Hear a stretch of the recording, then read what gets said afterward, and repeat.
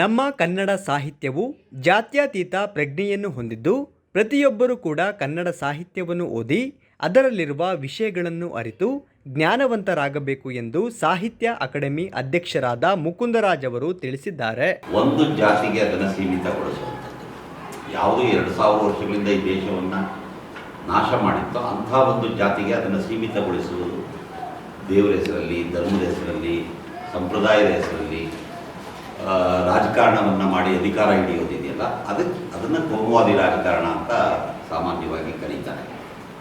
ಅದರ ಪಠ್ಯಪುಸ್ತಕದ ಕೇಸರೀಕರಣದ ವಿರುದ್ಧ ನಡೆದ ಚಳವಳಿಯ ಸಂದರ್ಭದಲ್ಲಿ ನಾನಿಲ್ಲಿ ಬಂದು ಮಾತಾಡಿದೆ ಮತ್ತು ಅವತ್ತು ಬಹಳ ಮುಖ್ಯವಾದ ವಿಷಯ ಪ್ರಸ್ತಾಪ ಮಾಡಿದ್ದು ಏನು ಅಂತಂದರೆ, ಕರ್ನಾಟಕದಲ್ಲಿರುವಂತಹ ಇಂತಹ ಒಂದು ಕೆಟ್ಟ ರಾಜಕೀಯ ಪಕ್ಷವನ್ನು ಬದಲಾಯಿಸಬೇಕು ಅನ್ನುವಂಥ ಮಾತುಗಳನ್ನ ನಿಮ್ಮ ಜೊತೆಗೆ ಹಂಚಿಕೊಂಡಿದ್ದೆ.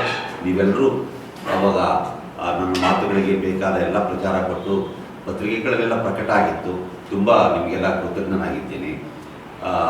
ನಗರದ ಸುದ್ದಿಗೋಷ್ಠಿಯಲ್ಲಿ ಮಾತನಾಡಿದ ಅವರು, ಯಾರು ಗಂಭೀರವಾಗಿ ಕನ್ನಡ ಸಾಹಿತ್ಯವನ್ನು ಓದುತ್ತಾರೋ ಅವರು ಯಾವುದೇ ಜಾತಿ, ಮತ, ಪಂಥ ಎಂಬ ಮೂಢನಂಬಿಕೆಗಳಿಗೆ ಒಳಗಾಗುವುದಿಲ್ಲ ಎಂದು ಹೇಳಿದ್ದಾರೆ. ಯಾಕೆ ಈ ಥರದ ಮಾತನಾಡಬೇಕಾಗಿದೆ ಅನ್ನೋದು, ಈಗ ನಾನು ಸಾಹಿತ್ಯ ಅಕಾಡೆಮಿ ಅಧ್ಯಕ್ಷ ಅಂತ ಹೇಳಿದ್ರು ನಾನಿನ್ನೂ ಪದಗ್ರಹಣವನ್ನು ಮಾಡಿಲ್ಲ. ಆದರೆ ಸಾಹಿತ್ಯದ ವಿದ್ಯಾರ್ಥಿ. ನಮ್ಮ ಕನ್ನಡ ಸಾಹಿತ್ಯ ಇದೆಯಲ್ಲ, ಈ ಕನ್ನಡ ಸಾಹಿತ್ಯವೇ 1000 ವರ್ಷಗಳ ಚರಿತ್ರೆಯನ್ನು ನೀವು ಗಮನಿಸಿದ್ರೆ ಗೊತ್ತಾಗುತ್ತೆ ಎಷ್ಟು ಅದ್ಭುತವಾದಂಥ ಒಂದು ಜಾತ್ಯತೀತ ಪ್ರಜ್ಞೆ ಕನ್ನಡ ಸಾಹಿತ್ಯದಲ್ಲಿದೆ ಅನ್ನುವಂಥದ್ದು ನಿಮ್ಗೆ ಗೊತ್ತಾಗುತ್ತೆ. ಯಾರು ಗಂಭೀರವಾಗಿ ಕನ್ನಡ ಸಾಹಿತ್ಯವನ್ನು ಓದ್ತಾರೋ ಅವರು ಯಾವುದೇ ಜಾತಿ, ಮತ, ಧರ್ಮ ಇಂಥ ಸಂಕುಚಿತವಾದಂಥ ಮನುಷ್ಯ ವಿರೋಧಿಯಾದಂಥ ವಿಚಾರಗಳಿಗೆ ಒಳಗಾಗುವುದಿಲ್ಲ. ಕನ್ನಡ ಸಾಹಿತ್ಯದಿಂದ ದೂರ ಬಂದವರಿಗೆ ಮಾತ್ರ ಕನ್ನಡ ಸಾಹಿತ್ಯ ಓದಲ್ಲ, ಪತ್ರಿಕೆ ಓದಲ್ಲ, ಪುಸ್ತಕ ಓದಲ್ಲ, ಇಂಥವ್ರು ಮಾತ್ರ ಈ ಥರದ ಒಂದು ರಾಜಕಾರಣದ ವಿಷಯಕ್ಕೆ ಬಲಿಯಾಗುವಂಥದ್ದನ್ನು ನಾವು ನೋಡ್ತಾ ಇದ್ದೀವಿ. ಅದಕ್ಕೆ ಈಗ ನಾವು ಕನ್ನಡ ಸಾಹಿತ್ಯವನ್ನು ಎಲ್ಲ ಕಡೆ ತಗೊಂಡೋಗ್ಬೇಕಾದಂಥ ಕೆಲಸವನ್ನು ಮಾಡಬೇಕಾಗಿದೆ. ಕನ್ನಡ ಸಾಹಿತ್ಯ ಅಂದರೆ ಬೇರೆ ಯಾರ್ದೂ ಅಲ್ಲ, ಕನ್ನಡಿಗರಾದ ನಾವು, ನಮ್ಮ ಪೂರ್ವಿಕರು, ಪೂರ್ವ ಸೂರಿಗಳು ನಿರ್ಮಾಣ ಮಾಡಿಕೊಟ್ಟಿರುವಂಥದ್ದು ಏನಿದೆ ಕನ್ನಡ ಸಾಹಿತ್ಯದಲ್ಲಿ ಅರ್ಥ ಮಾಡ್ಕೋಬೇಕು ನಾವು.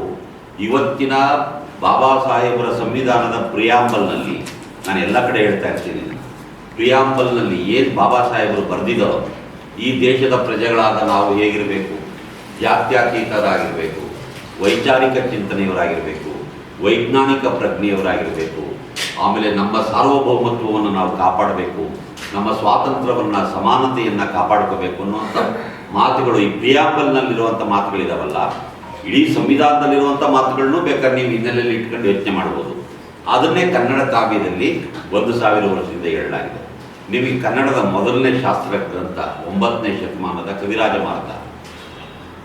ಮಾರ್ಗ, ಅದು ನೃಪತುಂಗನ ಕಾಲದಲ್ಲಿ ರಚನೆಯಾಗಿದೆ. ರಾಷ್ಟ್ರಕೂಟರ ದೊರೆ ನೃಪತುಂಗ, ಅವನ ಆಸ್ಥಾನದಲ್ಲಿದ್ದಂಥ ಶ್ರೀ ವಿಜಯ ಅನ್ನುವ ಒಬ್ಬ ಕವಿ ಬರೆದಂಥ ಕವಿರಾಜ ಮಾರ್ಗದಲ್ಲಿ ಎಷ್ಟು ಚೆನ್ನಾಗಿದೆ ಅಂತಂದರೆ, ಕಸವರವೆಂಬುದು ನೆರೆ ಸೈನಿಸಲಾರ್ತದು ಪರಧರ್ಮಮಂ ಪರವಿಚಾರಮಂ. ಈ ಮಾತನ್ನು ನಾವು ಕನ್ನಡಿಗರ ಅರ್ಥ ಮಾಡ್ಕೋಬೇಕು. ಏನಿದ್ರ ಅರ್ಥ? ಕಸವರವೆಂಬುದು, ಕಸವರ ಅಂದರೆ ಬಂಗಾರ, ಅಪ್ಪಟ ಕನ್ನಡ ಶಬ್ದ ಅದು ಕಸವರ. ಕಸವರವೆಂಬುದು, ಬಂಗಾರವೆಂದರೆ ಯಾವುದು? ನೆರೆ ಸೈನಿಸಲಾರ್ತದು, ನಿನ್ನ ನೆರೆಹೊರೆಯವರನ್ನು ಸೈರಿಸಿಕೊಳ್ಳುವುದು, ಟಾಲರೆನ್ಸ್, ಸೈರಣೆ ಮಾಡಿಕೊಳ್ಳುವುದೇ ನಿಜವಾದ ಬಂಗಾರದಂಥ ಮನಸ್ಸು. ನೆರೆಹೊರೆಯವರ ಯಾವುದನ್ನು ಸೈರಣೆ ಮಾಡ್ಕೋಬೇಕು? ನೆರೆಹೊರೆಯವರ ನೆರೆ ಸೈರಿಸಲಾರ್ಪದು ಪರಧರ್ಮಮಂ, ಬೇರೆಯವರ ಧರ್ಮವನ್ನು ಸೈರಣೆ ಮಾಡ್ಕೋಬೇಕು. ಪರವಿಚಾರಮಂ, ಬೇರೆಯವರ ಅಭಿಪ್ರಾಯಗಳನ್ನು, ವಿಚಾರಗಳನ್ನು ಗೌರವಿಸಬೇಕು. ಸುದ್ದಿಗೋಷ್ಠಿಯಲ್ಲಿ ರವೀಶ್ ಕ್ಯಾತನಬೀಡು, ಗುರು ಶಾಂತಪ್ಪ ಉಪಸ್ಥಿತರಿದ್ದರು.